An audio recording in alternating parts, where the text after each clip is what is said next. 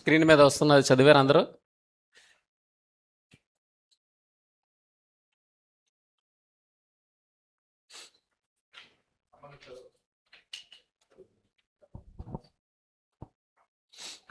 ఈ పద్ధతి చొప్పున నడుచుకుని వారందరికీ అనగా దేవుని ఇశ్రాయేలునకు సమాధానమును కృపయు కలుగును గాక. ఇక్కడ దేవుని ఇశ్రాయేలునకు సమాధానమును కృపయు కలుగునుగాక అని పౌలు గారు మాట్లాడుతున్నారు. ఇంతకీ దేవుని ఇజ్రాయేల్ ఎవరు?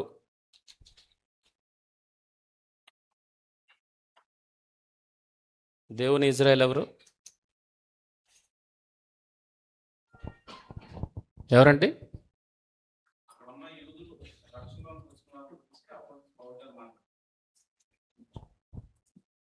అక్కడున్న యూదులు రక్షణలోనికి వచ్చిన వారిని గురించి మాట్లాడుతున్నాడు. అంటే యూదులు రక్షణలోనికి వచ్చిన వారిని గురించి మాట్లాడుతున్నాడు. మరి గలతీలు ఎవరు? ప్రభువును విశ్వసించిన వారందరూ అని లాజర్ గారు అంటున్నారు. అప్పు గారు ఏమంటున్నారంటే యూదులు రక్షణ పొందిన వారు గురించి అని అంటున్నాడు.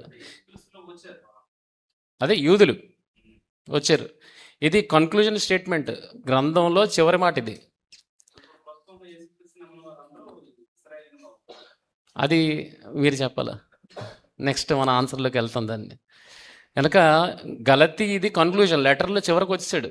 చివరికి వచ్చిన తర్వాత ఏమంటున్నాడు? ఈ పద్ధతి చెప్పు నడుచుకున్న వారందరికీ అనగా దేవుని ఇజ్రాయేలునకు సమాధానము కలుగును కాకంటే లెటర్లో చివర క్లోజింగ్ స్టేట్మెంట్ ఇది. ఇప్పుడు గలతీ పత్రిక ఎవరికి రాశారు?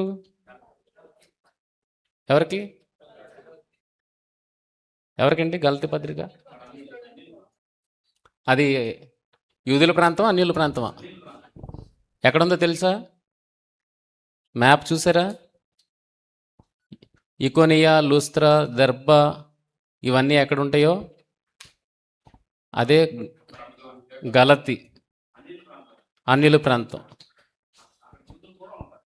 పౌలు గారు తార్సువాడు, కిలికియా దేశానికి సంబంధించిన తార్సువాడు, దాని పక్కనే ఉంటుంది ఇది. అనగా ఇది అన్యుల దేశం అన్నప్పుడు గలతీ పత్రిక ఎవరికి రాస్తున్నారు? అన్యులలో నుండి దేవుల్లోనికి వచ్చిన వారికి రాస్తున్నారు. ఇప్పుడు క్లోజింగ్ స్టేట్మెంట్ ఇస్తున్నారు. ఏమనంటే ఇదిగో దేవుని ఇజ్రాయేలునకు సమాధానము కృపయు కలుగును గాక. అంటే ఇప్పుడు ఎవరు వస్తారు ఇక్కడ? దేవుని ఇజ్రాయేల్ అంటే ఎలా తీసుకోవాలి?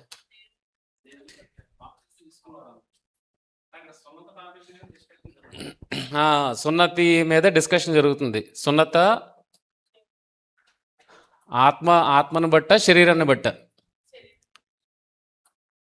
డిస్కషన్ జరుగుతుంది. శరీరాన్ని బట్టి అంటే సున్నతి, ఆత్మను బట్టి అంటే విశ్వాసం.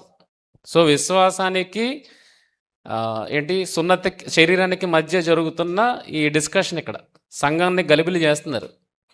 సో ఇప్పుడు వచ్చింది లాస్ట్లో కన్క్లూజన్ స్టేట్మెంట్ ఏంటంటే దేవుని ఇజ్రాయేలు అని పౌలు గారు మాట్లాడుతున్నారు. ఇంతకీ ఇందులోనికి ఎవరు వస్తారు? యూదుల్లో నుండి రక్షణకు వచ్చిన వాళ్ళు వస్తారా, లేకపోతే విశ్వాసులు అయిన వారందరూ ఇందులోనికి వస్తారా? విశ్వాసంలో అందరూ సమానులే.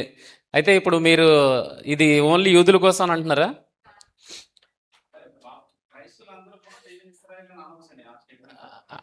అది అక్కడికి వెళ్దాం. చూడండి, ఇక్కడ దేవుని ఇజ్రాయేలు అన్నప్పుడు ఇంకొకటి కూడా ఉంది. 1 కొరింథీ పత్రిక ప్రకారం 10:18 ప్రకారం శరీర ప్రకారమైన ఇజ్రాయేల్ని చూడుడి. దేవుని ఇజ్రాయేల్ అని మెన్షన్ చేశాడంటే దానికి ఆపోజిట్ వర్డ్ ఉంది. ఆపోజిట్ వర్డ్ ఏంటి? శరీర ప్రకారమైన ఇజ్రాయేల్ని చూడుడి అంటే శరీర ప్రకారమైన ఇజ్రాయేల్ కూడా ఉంది. ఎలాగా? కిందకు వచ్చినప్పటికీ రోమపత్రిక 9:6-8 అయితే దేవుని మాట తప్పిపోయినట్టు కాదు, ఇజ్రాయేల్ సంబంధులు అందరూ ఇజ్రాయేల్ కారు, అబ్రహాము సంతానమైనంత మాత్రం చేత అందరూ పిల్లలు కారు, కానీ ఇస్సాకు వలనైనది నీ సంతానము అనబడును. అనగా శరీర సంబంధులైన పిల్లలు దేవుని పిల్లలు కారు, కానీ వాగ్దాన సంబంధులైన పిల్లలు సంతానమని ఎంచబడతారు. అంటే విశ్వాస సంబంధులే అబ్రహాము సంతానముగా ఎంచబడతారు తప్పితే శరీర ప్రకారమైన సంతానముగా ఎంచబడదు అన్నది క్లారిటీ కిందన. ఇజ్రాయెల్ సంబంధాలందరూ అనగా శరీర ప్రకారం ఇజ్రాయెల్ అందరూ ఇజ్రాయెల్ కారు అన్నప్పుడు ఇక దేవుని ఇజ్రాయెల్ ఎవరు?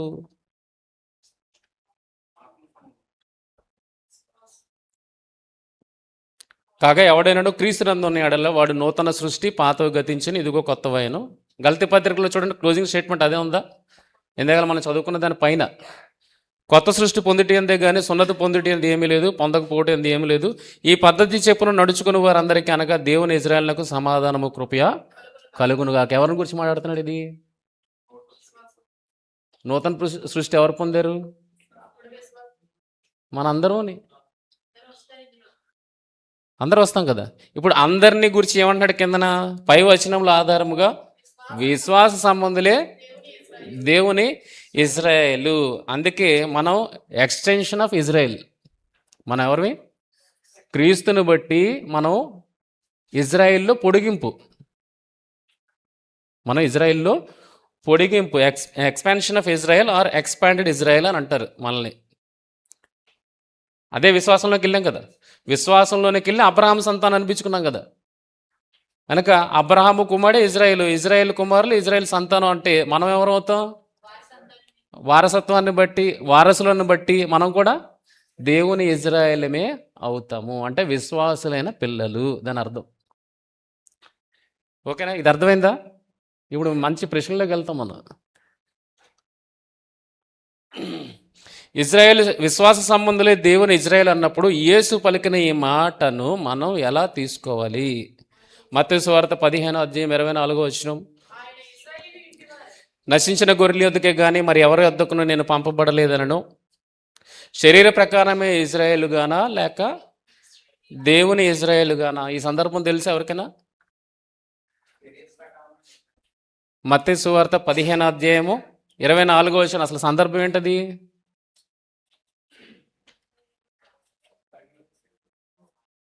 సందర్భం తెలిస్తే విషయం మనకు అర్థమైంది. మనం ఎవరు? దేవుని ఇజ్రాయేల్, విశ్వాస సంబంధులే దేవుని ఇజ్రాయేలు అన్నప్పుడు ఈ సందర్భంలో యేసుక్రీస్తు వారు మెన్షన్ చేసిన మాట 15:24, ఆయన ఇజ్రాయేల్ ఇంటి వారే నశించిన గొర్రెల యొద్దకే కానీ మరి ఎవరి యొద్దకును నేను పంపబడలేదనను. ఇక్కడ ఈ మాటను అలా తీసుకోవాలి. శరీర ప్రకారమైన ఇజ్రాయేలా లేదా దేవుని సంబంధమైన ఇజ్రాయేలా? సందర్భం చూడండి. సందర్భం యేసు అక్కడ నుండి బయలుదేరి ఆ, సీదోనుల ప్రాంతములకు వెళ్ళగా, ఉమ్, ఇదిగో ఆ ప్రాంతముల నుండి కనాను స్త్రీ ఒకటి వచ్చి, ఉమ్, ప్రభువా, దావీదు కుమారుడా, నన్ను కరుణింపుము, ఉమ్, నా కుమార్తె దెయ్యము పట్టి బహు బాధపడుచున్నదని కేకలు వేశాడు. ఉమ్. అందుకైన ఆమెతో ఒక్క మాట ఆయనను చెప్పలేదు. అప్పుడు ఆయన శిష్యులు వచ్చి, ఈమె మన వెంబడి వచ్చి కేకలు వేయుచున్నది గనుక ఈమెను పంపివేయమని ఆయనను వేడుకొనగా, ఆయన ఇశ్రాయేలు ఇంటి వారే నశించిన గొర్రెల యొద్దకే గాని మరి ఎవరి యొద్దకును నేను పంపబడలేదనను. ఇది ఏ సందర్భంలో వచ్చిందండి?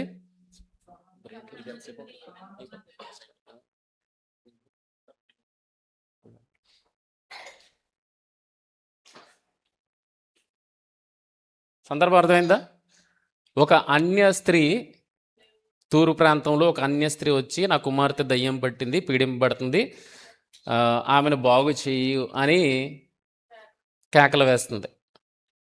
ఆ సందర్భంలో యేసుక్రీస్తు వారు మాట్లాడిన మాట ఇది.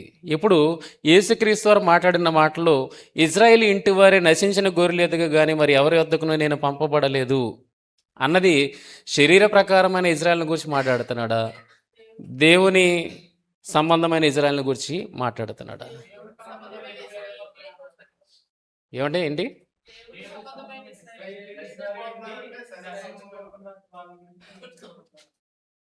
దేవుని సంబంధమైన ఇజ్రాయేల్ గురించి మాట్లాడుతున్నాడా? ఇంతకు ముందు ఇదంతా మన ఎక్స్ప్లెనేషన్ అంతా చూడకముందు మీ ఆలోచన ఏముండేది? ఇది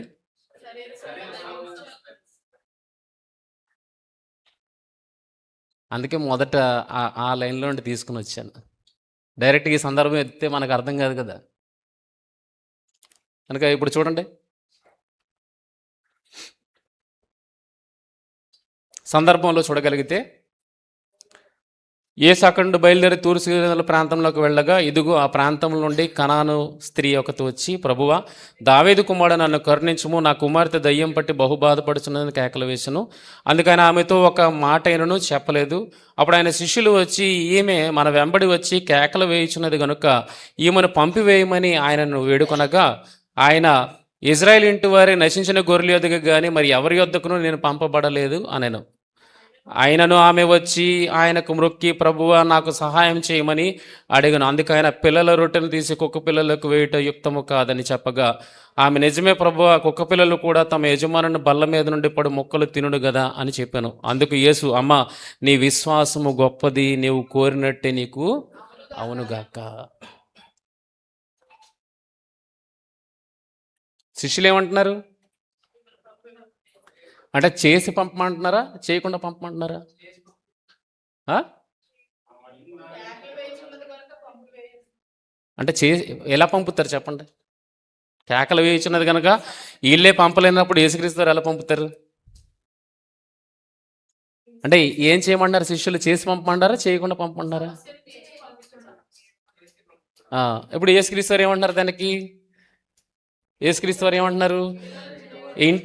ఇజ్రాయేల్ ఇంటి వారు నశించిన గొర్రెల యొద్దకు కానీ మరి ఎవరి యొద్దకు నేను పంపబడలే అన్నది సస్పెన్స్లో పెట్టారు ఇక్కడ. ఇది ఈ మాట తీసుకుని వెళ్ళి అయితే ఈ పత్రిక రాసిన వానికి ఆమెకు ఏమర్థమైంది అని చూడగలిగితే 25, ఆయనను ఆమె వచ్చానంటే ఆమెకి ఏమని అర్థమైంది? ఇది ఆమెకి కానీ ఈ సువార్త రాసిన వ్యక్తికి కానీ ఏమని అర్థమైంది?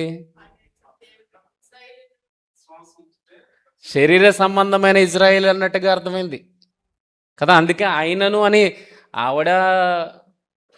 ఆవిడ అంటుంది, అలాగే రాసిన సువార్థికుడు కూడా అలాగే అంటున్నాడు. చూడండి, ఆయనను ఆమె వచ్చి ఆయనకు మ్రొక్కి, ప్రభువా నాకు సహాయం చేయమని అడిగాను. అందుకు ఆయన పిల్లల రొట్టె తీసుకుని కుక్క పిల్లలకు వేయట యుక్తము కాదని నేను ఈ సందర్భాన్ని చదువుతున్నప్పుడు ఇది మ్యాక్సిమం ఏంటంటే శరీర సంబంధమైన ఇజ్రాయిల్ అనుకోవడానికి ఎక్కువ అవకాశాలు ఉన్నాయి. ఇప్పుడు మనం ప్రశ్నలు వేసుకోవాలి, తగ్గట్టుకోవాలి కదా, మన స్టడీ అదే కదా. ఇక్కడ శిష్యులు ఎందుకు ఆమెను పంపివేయమంటున్నారు? ఎందుకు కేకలు వేస్తే ప్రాబ్లం ఏముంది? మరి అక్కడేమొచ్చి ఎవడు గుడ్డివాడు ఎరుకో పట్టణానికి వెళ్ళినప్పుడు గుడ్డివాడు, దావీదు కుమారుడా నన్ను కరుణింపు అని కేకలు వేశారా లేదా? వేసాడా? అప్పుడు పంపివేయమని చెప్పలేదే. ఎందుకు పంపేయమంటున్నారంటే ఇంకో సువార్తలు చూడాలి. మార్క్స్ సువార్తలు చూడగలిగితే శిష్యులు ఎందుకు ఆమెను పంపివేయమని ఆమెను గూర్చి ఆయన వేడుకుంటున్నారు అంటే యేసుక్రీస్తు వారు వచ్చినట్టుగా అక్కడ తెలియకూడదని ఆయన అనుకున్నాడు. ఆయన అక్కడి నుండి లేచి తూరు సేదనముల ప్రాంతంలోకి వెళ్ళి ఒక ఇంట ప్రవేశించి ఆ సంగతి ఎవ్వనికి తెలియకుండవలనని కోరెను, కానీ ఆయన మరుగై ఉండలేక పోయాను. ఏ రకంగా అంటే ఒక స్త్రీ ఆయన వచ్చాడన్న విషయం గురించి విని వెంటనే ఆయన పాదముల మీద పడెను. అంటే ఆయన అక్కడికి వచ్చాడన్న విషయం ఎవరికి తెలియకూడదు అని అనుకున్నాడు. ఇప్పుడు ఈవిడ కేకలు వేస్తే ఎంత పబ్లిసిటీ అవుద్ది అక్కడ?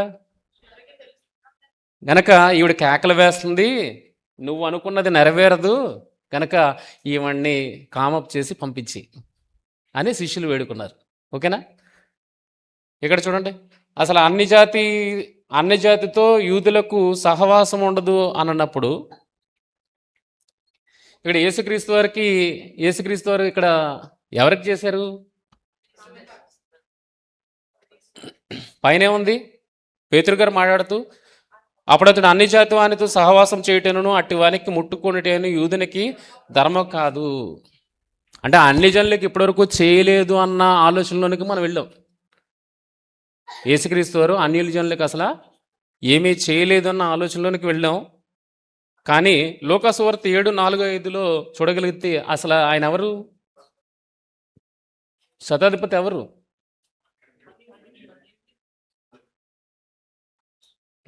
అతడు యోగ్యుడు అని ఆయన గురించి సర్టిఫికెట్ ఇవ్వాల్సిన అవసరం ఏముంది?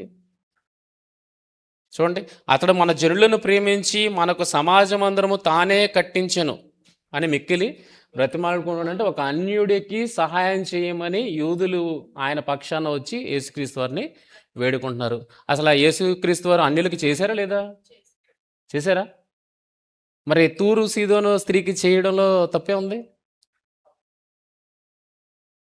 తప్పే ఉన్నదా? తప్పు లేదు. స్టెప్ బై స్టెప్ వెళ్తున్నాం చూడండి. ఇక్కడ శిష్యులు ఏమొచ్చి ఆయన వచ్చినట్టు విషయం తెలియబడకూడదని ఆమెను పంపివేయించమంటున్నారు. అంటే ఏదో చేసి పంపించానంటున్నారు. అసలు అన్యజనులకు ఎప్పుడు చేయలేదంటే యేసుక్రీస్తు వారు ఇక్కడ చేశారు అన్నట్టుగా కనబడుతుంది. అటువంటి విశ్వాసం మరలా ఎవరిలో కనబడలేదు? ఇజ్రాయెల్లోనైనా కనబడలేదంటే ఈయన అన్యుడు. పైన ఇందాకలు మనం చూసిందే. దానికి ప్రశ్నలు మనకు రావాల్సిన చూడండి.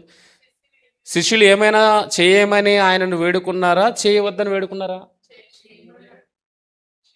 ఇజ్రాయేలు ఇంటి వారే నశించిన గొర్రెల యొద్దకు కానీ మరి ఎవరి యొద్దకు నేను పంపబడలేదు అని ఈ మాటను ఆయన పలికి పని చేస్తాను అని అన్నారా, లేక చేయను అని అన్నారా? మనకు రావాల్సిన ప్రశ్నలండి.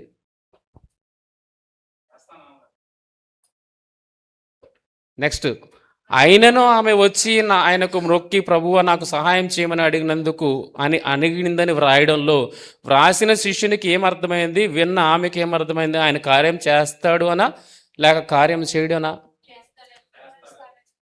ఒకవేళ ఆయన కార్యము చేయనన్నాడు అని మనం నమ్మితే, చేయనన్న ఆయన ఆమె పట్ల ఎందుకు ఆ కార్యాన్ని చేశాడు? ఇవి సందర్భాలు చదువుతున్నప్పుడు మనం వేసుకోవాల్సిన ప్రశ్నలు. ఈ ప్రశ్నలు వెళ్ళకపోతే మనం గుడ్డిగా ఏది నమ్ముతామంటే ఆయన యూదులకే చేయడానికి వచ్చేది తప్పితే అన్యజనులకు చేయడానికి రాలేదు అన్న డెసిషన్లోనికి మనం వెళ్ళిపోతాం. నేను విన్నది కూడా అదే, అందుకే మీకు చెప్తున్నాను. అయితే నెక్స్ట్ చూడగలిగితే, మీ మాట అవునంటే అవును కాదంటే కాదని ఉండవలను, వీటికి మించినది దుష్టి నుండి పుట్టినదని సెలవిచ్చిన ఆయనే మొదట కాదని తర్వాత అవునని అంటారా? ఇక్కడేముంది? దేవుని ఇజ్రాయేలుకే కానీ దేవుని ఇంట్లో నశించిన ఇజ్రాయేల్ యొద్దకు కానీ ఎవరి యొద్దకు పంపబడలేదు అని అన్నాడు కదా. అందుకే చేస్తానని అన్నాడా, చేయనని అన్నాడా? కనుక ఆయన చేయను అని చేసాడు అని అంటే అది ఏమవుతుంది? ఈ లా ప్రకారం నేర్పించిన ఆయనే తప్పినట్టుగా ఉంది. చూడండి, నీ మాట అవునంటే అవును కాదంటే కాదని వల్ల వీటికి మించినది దృష్టి నుండి పుట్టింది అని సెలవిచ్చిన ఆయనే మొదట కాదని తర్వాత అవునని అంటారా? చేశాడా లేదు? ఇంతకీ లాస్ట్కి చేశాడా? అంటే మొదట ఏమన్నాడు? చేస్తాన్నాడా, చేయనన్నాడా? విశ్వాసులైన వారికి ఖచ్చితంగా చేస్తానని అంటున్నాడు ఆయన, చేయనని అనట్లేదు. కానీ మనం అలా అర్థం చేసుకున్నాం, నా వంశం వారికే నేను చేస్తాను అన్నట్టుగా ఆయన పలికాడు అని మనం ఇప్పటి వరకు అపార్థంలో ఉన్నాం. కిందకేముంది? పై వివరణ అంతటిని బట్టి ఆయన చేస్తాను అని అన్నాడు కానీ చేయనని అనలేదు అనే విషయం స్పష్టమైతే, ఎవరికి చేస్తానని అన్నాడు? విశ్వాస సంబంధులైన ఇజ్రాయేల్ ఇంటికి వారే నశించిన గొర్రెలకు అని ఆయన పలకడము జరిగింది. ఎవరండి? ఫస్ట్ ఎక్కడి నుండి వచ్చాం? దేవుని ఇజ్రాయెల్ దగ్గర నుండి వచ్చాం. దేవుని ఇజ్రాయెల్ అంటే ఎవరు? విశ్వాస సంబంధులే దేవుని ఇజ్రాయెల్ అన్నప్పుడు ఇక్కడ ఇజ్రాయేలు వంశపు వారని